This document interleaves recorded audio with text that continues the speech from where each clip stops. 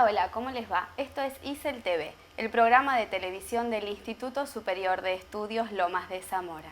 Hoy nos visita el doctor en física Andrés Riesnik. ¿Cómo estás, Andrés? ¿Qué tal? ¿Cómo estás? ¿Todo bien? Andrés es investigador del CONICET y actualmente estudia temas como la fotónica, por ejemplo. Sí, Sí, sí. pero nosotros llegamos a vos porque te conocimos luego de verte en una ponencia en TED en la que hablás sobre la ciencia del levante, o por lo menos así la definiste. Sí. Contanos, Andrés, cómo comienza tu investigación en ese tema. Comienza como una necesidad personal. Yo inclusive comienzo así la charla TED contando que yo a los 21 años estaba viviendo en Brasil, lejos de mi familia, y estaba muy enamorado de una chica que estaba muy enamorada de mi mejor amigo. Y no sabía qué hacer, estaba muy mal y mi familia no tuve un tío galán que me hablara de mujeres, no, mi papá nunca me habló del asunto, no sé, yo era muy extrovertido, por ejemplo, para hablar en público, pero me ponías una chica al lado y yo me paralizaba, básicamente. Porque no sabía qué tenía que hacer, si moverme, si no, cuándo tratar de darle un beso, cuándo no, qué decirle. Y entonces hice lo que un intelectual no debe hacer, que es acercarse a los stands de autoayuda, a ver si había algo que me podía ayudar. Y la verdad que en el medio por supuesto hay un montón de chantada, pero en el medio encontré unas cosas que me parecían muy interesantes y ahí fue cuando descubrí que existía toda una ciencia de la seducción, que existían artículos en revistas científicas, estudios muy bien hechos, en neurociencia, en etología, en psicología experimental, en fin. Y como todo en la vida, el conocer te ayuda a mejorar. Digamos, el conocimiento siempre es mejor que la ignorancia. Y entonces me metí en eso y bueno, y la verdad es que a mí me sirvió mucho. Y en ese momento se lo llevé a mi hermano, que era 5 años menor que yo, se lo mostré, él tenía 16, yo tenía 21. Y bueno, y ahí nos metimos y seguimos estudiando. Con tu hermano en 2008 y un amigo más Claro, fundaron incluso una empresa, la primera claro, latinoamericana en hablar de esto, por claro, lo menos claro. estudiarlo. Sí, porque 10 años después de esta primera historia, digamos, cuando mi hermano y yo empezamos a hablar, un día mi hermano fue a un boliche y ahí tuvo como un momento, viendo a los tipos que se abalanzaban como neandertales sobre las mujeres, pensó que había que darles un par de consejos y ayudarlos. Y entonces pensó, che, ¿por qué no damos charlas y cobramos? Total, nosotros estudiamos, hace 10 años que venimos estudiando estas cosas. Y le dije, buenísimo, me parece que está bueno. Y bueno, eso fue evolucionando hasta que formamos un grupo de estudio, nosotros tres, durante 6 meses nos distribuíamos las tareas, leíamos las diferentes cosas que teníamos que leer. Y 6 meses después fundamos Levantart, que se transformó en realidad algo así como una academia de, no sé si decir academia, escuela o no sé cómo, para que ayuda, que da consejos sobre cómo. Formalmente es una empresa que estudia y enseña los conocimientos sobre la seducción entre seres humanos. Pero en criollo es una academia de levante para hombres, Ok. básicamente. Hombres porque nosotros somos hombres y es lo Claro. que habíamos leído y estudiado, ¿no? Porque como te digo, era en realidad una necesidad personal que después se transformó, leímos como una beta comercial y bueno, se transformó en un negocio, pero al principio era más que nada una necesidad nuestra. Bien. Vos en la charla de TED la denominaste la ciencia del levante, pero después en tu blog explicás por qué, digamos, no la pudiste llamar la ciencia del amor o de la seducción. Claro. Y ahí leo que diferencias entre el apego, el amor romántico Sí. y el impulso Y el sexual. impulso sexual, claro. ¿Podemos ampliar esa Sí, mira, diferencia? sí, porque es muy diferente entender qué es lo que hace que una mujer y un hombre quieran consumar una relación e irse juntos, a entender qué es lo que hace que un hombre y una mujer se enamoren. Porque son circuitos cerebrales completamente diferentes. Están relacionados, por supuesto, pero evolucionaron por razones diferentes, porque hay 3 circuitos en nuestro cerebro que evolucionaron para el apareamiento y la reproducción. Uno es el impulso sexual, que decimos que que evolucionó para el apareamiento y la reproducción porque las personas, los hombres o mujeres que no tuvieron ese instinto, no se reprodujeron, no están entre tus ancestros. Poca gente sabe que lo mismo vale para el amor romántico, porque el amor romántico hasta hace poco tiempo era visto como una invención de los poetas europeos del siglo XVIII y XIX. Hoy en día no se ve así, se ve como un impulso, como el sexual, como el hambre, como la sed, es algo que te sale de adentro, que es muy difícil de controlar. De hecho, es el impulso más difícil de controlar y es el único impulso por el que la gente mata y muere. Digamos, si a vos te gusta alguien que no o te quieres acostarte con una chica que no se quiere acostar con vos, bueno, mucho no te importa, pero si estás enamorado de esa chica, sos capaz hasta de cometer los crímenes más aberrantes con tal de conquistar su amor. Entonces es un impulso y tal vez el impulso más fuerte que tenemos. Y durante mucho tiempo no se entendía porque ¿por qué existe este impulso? ¿Cuál es la ventaja evolutiva? Si te pones medio boludo cuando estás enamorado, o sea, te has hecho un tontón. Entonces, ¿por qué sobrevivió ese impulso? Y la respuesta la dio una investigadora, hoy en día ya es muy aceptada, pero la dio no por casualidad una mujer que investiga estos asuntos, en un libro muy lindo, inclusive llamado Anatomía del Amor, que lo recomiendo, donde ella propone que el instinto de amor romántico evolucionó para que podamos soportar a nuestra pareja el tiempo necesario para que crezca la cría. Y de hecho se ve que en el reino animal, los animales cuyas crías demoran más tiempo en independizarse son los animales más monogámicos. Porque si vos estás siempre buscando la mejor genética, que es lo que hacen los animales cuyos descendientes nacen ya completamente independientes, no puedes crear un equipo. Gente que vos te casás con alguien y de repente se muda una chica con mejores genes al lado y ella quiere irse con otra, o vos se muda Brad Pitt al lado tuyo, entonces vos ya estás...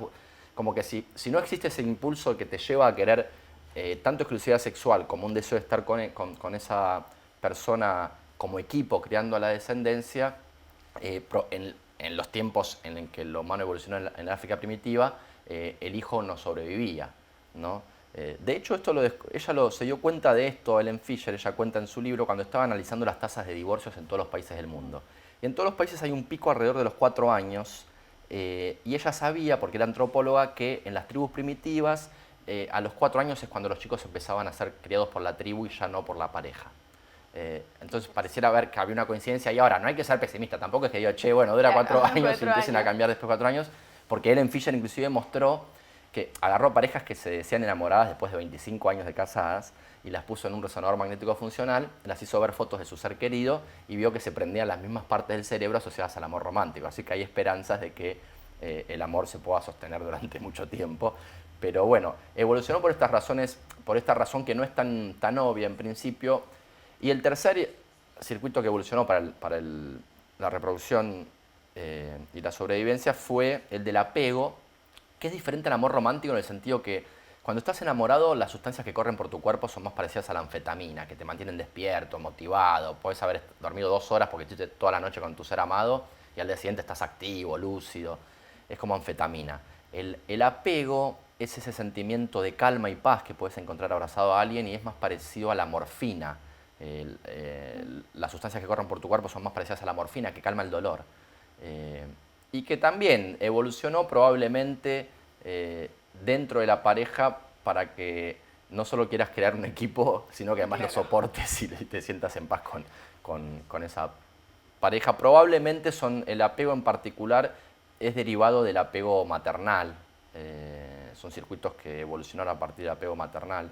Está muy ligado a la oxitocina, que es la sustancia química que genera bueno, por ejemplo, en el orgasmo hay un pico de oxitocina y por eso también a veces estás abrazado después del orgasmo con una persona que en realidad nada, la conociste ese día, pero estás tenés ese sentimiento de unión cósmica, digamos. En fin, pero entonces son esos 3 circuitos y yo llamé Ciencia del Levante a mi charla porque quería ser claro, yo la verdad, para ser sincero, lo mío era muy fútil, yo tenía 21 años y quería tener una vida sexual mucho más activa de la que estaba teniendo. Y yo quería entender, por lo tanto, cómo disparar los sistemas celulares en las mujeres. O, si después llegase el amor, mejor. Pero por lo tanto había una emergencia para resolver y entonces era lo que yo quería estudiar y entender y por eso llamé a mi charla a la Ciencia del Levante para ser claro que yo estoy hablando de eso, de qué es lo que hace que una pareja quiera irse a la cama juntos. No estoy hablando del amor, que inclusive es mucho más difícil de entender. O sea, se suele decir que es más fácil entendernos a los hombres a la hora de saber con quién nos queremos acostar. Cosa que puede ser, no sé si es más fácil, pero nosotros somos más rápidos, somos más visuales, eso se conoce. Pero la verdad que tampoco es tan difícil entender qué es lo que hace que una mujer quiera acostarse con un hombre, digamos. Qué sé yo, digamos, el instinto sexual es más fácil de entender. El instinto amoroso es mucho más difícil. En otras palabras, yo puedo perfectamente, no sé, de 10 chicas, yo te puedo decir a cuáles 5 un amigo mío le daría. Pero de esas 5, ¿de cuál se enamoraría? No tengo idea, no, es mucho más misterioso y es probable que todos los datos de la psicología experimental hoy en día muestran eso, es probable que no haya muchas formas de adivinarlo. De hecho, ¿sabes una buena forma de sospechar que no hay muchos algoritmos que nos permitan saber quién se va a enamorar de quién? El hecho de que todos los sitios de internet que buscan parejas. Hoy en día vos tenés sitios de internet, acá se usan menos en Argentina, pero en Estados Unidos, por ejemplo, es muy común que las personas, acá se usa Facebook, pero allá se usan más los sitios para encontrar Claro, pareja específicos. realmente. Claro. Y hay millones, decenas de millones de usuarios usándolos, y la gran pelea de estos sitios son para ver quién tiene el mejor algoritmo de macheo, o sea, el mejor algoritmo que pueda decir, bueno, tengo que hacer estas preguntas para saber cuáles son las personas que se van a encajar con esta. Entonces, vos vas a Estados Unidos, pones la propaganda de, no sé, eHarmony, que es uno de los sitios, es te encontramos el amor de tu vida. O sea, tenemos el algoritmo que vos te hacemos tales preguntas y danos 2 minutos que te decimos, esta chica te vas a enamorar para siempre. Bueno, ellos dicen eso, tienen esa afirmación de que tienen algoritmos, todos se pelean por el mejor algoritmo, y sin embargo nunca ninguna de estas empresas presentó un solo artículo con alguna evidencia más o menos seria mostrando que realmente tienen ese algoritmo. Lo que da a sospechar, porque si vos lo tuvieras es tan fácil mostrar que lo tenés. Y podrías hacer tanta plata, porque sería inmediato el impacto que podrías tener si vos publicás en una buena revista científica un algoritmo que muestra que es ideal para encontrar amores románticos. ¿Y por qué no lo publicaron? Probablemente no existe. No existe. Es muy difícil, es muy sutil, es muy de la circunstancia de cada uno. No sé, y además en algún sentido hasta está bueno que sea así, ¿no? Que haya cierta magia, que nunca sabremos del todo, siempre esa incerteza. Imagínate el día que sea una computadora que te dice, bueno, esta chica es para vos, y vos ya vas y decís, bueno, firmo el papel, ¿dónde firmo? No sería tan divertido, por lo menos, me parece. Pero bueno. Andrés, ¿vos te sentís un transgresor estudiando este tipo de temas? Por ejemplo, ¿qué nos excita? Digo, ¿la Academia Argentina está preparada para estos temas? Sí, creo que se está preparando más. La Academia Argentina y Mundial lo ve más. Acá tal vez más todavía hay más resistencia. Yo escribí un artículo sobre eso, inclusive criticando a quienes critican los estudios que hacemos nosotros sobre la seducción entre seres humanos. ¿Qué hay más importantes en nuestra vida que entender qué nos enamora, qué nos atrae? Me parece que ese es un primer paso y que es válido, pero bueno, hay mucho pudor en general, es un tema tabú, se está avanzando bastante, pero a su vez en estas cosas se mezcla mucho la política también. Después de que en el siglo XX hubo semejantes genocidios y barbaridades en nombre del darwinismo social, toda la intelectualidad en la segunda mitad del siglo XX se puso muy reacia a asumir cualquier influencia biológica o genética en nuestros pensamientos y comportamientos. Inclusive cualquier diferencia entre hombres y mujeres que pudiéramos observar y que pudiéramos atribuir algo de la biología era visto como, no, ¿cómo vas a decir eso? ¡Qué barbaridad! Y hoy en día creo que es una pregunta válida. Sí, en promedio somos diferentes. Por supuesto no quiere decir que, no sé, en promedio los hombres somos más altos que las mujeres, pero hay mujeres más altas que muchos hombres. Digo, estos promedios se pueden estudiar y tienen razones también. El hecho de que sean simplemente promedios no quiere decir que no haya una biología por detrás. Hay biología por detrás del hecho de que los hombres seamos más altos que las mujeres. Hay genética, hay evolución, hay un montón de cosas. Entonces, estas estadísticas son interesantes estudiarlas porque nos dicen un montón de cosas sobre el hombre y la mujer. Pero bueno, hasta hace muy poco era muy difícil poder hablar de estos temas. Yo vengo de una familia de izquierda, de una familia intelectual, de izquierda. Entonces siempre me sentí muy solo en ese sentido, más que en el sentido de que yo sentía que aquellas personas con las que podía hablar razonablemente sobre estos temas, sin que se enojen, no sé, yo soy una fundación, che, hay que estudiar, no sé, una cosa que me pareció siempre interesante es ver si la homosexualidad tiene un componente genético. Es una pregunta que a mí me parecía válida, qué sé yo, pero bueno. Entonces, los intelectuales eran, qué barbaridad, ¿cómo vas a estudiar eso? ¿Cómo vas a decir eso? Y las únicas personas que me aceptaban este razonamiento era gente políticamente derecha que yo, por otro lado, despreciaba en un montón de otras cosas. Entonces yo me sentía en una situación de incompresión, como que, ¿con quién puedo charlar esto? Por suerte está cambiando y está apareciendo una generación joven de investigadores que opinan mucho más cercano a lo que opino yo, digamos. Y en ese sentido me siento hoy en día mucho más comprendido que hace 5 años atrás. Yo cuando di la charla TED en el 2012, me dijeron de todo. Me dijeron, porque la charla se llama La Ciencia del Levante, entonces un montón de mujeres, por ejemplo, feministas, qué sé yo, cosificador. Entonces yo decía, no estoy cosificando, o sea, ¿por qué cosificador? O sea, me cosifico yo también en todo caso, qué sé yo, soy parte de lo que intento entender, pero creo que no hay nada de malo en que un chico quiera entender mejor cómo le va mejor, cómo mejorar en su relación con las mujeres o con los hombres, así como a nadie le parece mal que vos te leas un libro sobre cómo hablar bien en público Claro. o cómo hacer una buena entrevista de trabajo. ¿Y por qué no leer un libro sobre cómo chamullar mejor cuando estoy en modo chamullo? ¿Qué sé yo? Es natural, no sé, a mí siempre me pareció natural, como que siempre pensé que conocer siempre es mejor que ignorar y por supuesto mal no me iba a hacer. En todo caso me puede no ayudar tanto como yo hubiese querido, pero mal no me va a hacer. Pero bueno. Bien, te cambio un poquito de tema, porque Sí. recién hablábamos de la magia o de no perder cierta magia en algunas Sí. cosas. Vos sos mago desde los 11 años. Desde los 10, 11, sí, hice mi Entonces. primer curso con Charlie Brown, que era un gran mago acá, y desde entonces siempre fue uno de mis grandes hobbies. Sí. Y desde entonces también, o bueno, quizás un poquito más grande y avanzando también en tus estudios científicos, sostenés que el ilusionismo y el mentalismo son como imprescindibles para estudiar el comportamiento de la mente. ¿De eso se ocupa la neuromagia? Claro, sí, eso es toda una nueva rama de la ciencia que surgió hace unos 10 años atrás como fruto de la colaboración entre magos profesionales y científicos cognitivos, un poco con esta percepción de que realmente mucho de lo que estudia hoy en día la neurociencia se para sobre conceptos que están presentes hace miles de años, por lo menos implícitamente, en los libros de magia. Y hay varios ejemplos al respecto, y es natural que así sea, porque vos si te pones a pensar la magia y el mentalismo en particular, lo que hacen es engañar a la mente. Y para poder engañarla tenés que poder entenderla. Entonces hay mucho conocimiento en los libros de magia, de mentalismo, que hoy en día la neurociencia está empezando a entender.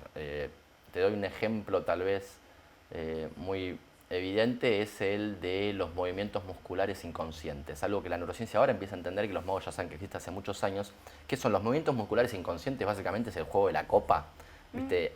El juego de la copa, básicamente lo que pasa es que las personas que están con los dedos sobre la copa están dando las respuestas, pero como es una fuerza pequeña que hacen y está distribuida entre muchos, no se dan cuenta que ellos mismos están moviendo la copa. Es algo muy loco, porque ¿cómo vos, no te parece que eso puede existir, no? Claro. Pero son Pero imperceptibles los movimientos. Imperceptibles para quien los está haciendo. Sin embargo, si vos medís la fuerza entre los dedos y la copa de las personas, vos sabés que es la propia persona la que está haciendo fuerza. Digamos, si vos tenés los dedos sobre la mesa, sobre una copa, y la copa se mueve sola, vos vas a ver que entre tu dedo y la copa no hay fuerza, sino que vos vas como un poco atrás acompañándola. Mientras que si vos sos el que la empuja, vos ves que si pones un medidor de fuerzas, un dínamo, entre la copa y tus dedos, ves que hay una fuerza. De hecho, la primera persona que comprobó esto era un físico, es el físico experimental más famoso de la historia, llamado Faraday. Y es interesante porque es como un claro ejemplo de la interacción entre ciencia y magia. Porque Faraday, que en 1800 y pico fundó el electromagnetismo con Maxwell, estaba muy interesado en estos temas y dijo, bueno, voy a ver si realmente existen estos espíritus, estas cosas. Hizo los experimentos y vio que no, que eran las propias personas las que manejaban, las que movían la copa. De todas formas es algo que los magos saben, porque muchos trucos de magia, de mentalismo, se basan en este principio. En el principio que las personas pueden hacer movimientos muy complejos sin darse cuenta que lo están haciendo. Y hoy en día la neurociencia recién ahora lo está descubriendo y está empezando a entender los mecanismos neuronales por detrás de eso. Entonces es un claro ejemplo de conocimientos sobre la mente y el cerebro que vienen del mentalismo, que los mentalistas conocen y utilizan y explotan, y que recién ahora la neurociencia está comenzando a entender. Le pido al director que congele esta imagen hasta la próxima semana y con la magia de la tecnología la descongelaremos para continuar escuchando a Andrés. No fue de la magia tecnológica de la que este joven científico nos habló, sino de otros tipos bien distintos de magia. La de la seducción entre seres humanos, la magia del amor y otra menos romántica de la que la neurociencia se está ocupando. No sé qué les pasó a ustedes, pero les cuento qué me pasó a mí. Mientras lo escuchaba fui llevada a un lado y a otro de la línea que separa la ciencia con toda la rigurosidad que cabe esperar de ella y de lo que puede derivarse hacia lo cotidiano desde esa misma ciencia. Seguramente, como dice el doctor Andrés Riesnik, haga falta un equipo para criar la descendencia. Pero para nosotros los seres humanos, atravesados por la cultura, el estar y permanecer junto a un otro amado es más que una necesidad de la especie. Tampoco sé si la morfina y la oxitocina son responsables del apego. Yo prefiero llamarlo amor. Y también prefiero que los circuitos cerebrales que se activan frente al impulso amoroso incontrolable me permitan disfrutar de él mientras mi cerebro hace su propio trabajo. Nos vemos la semana que viene. Les deseo tiempo y buena vida.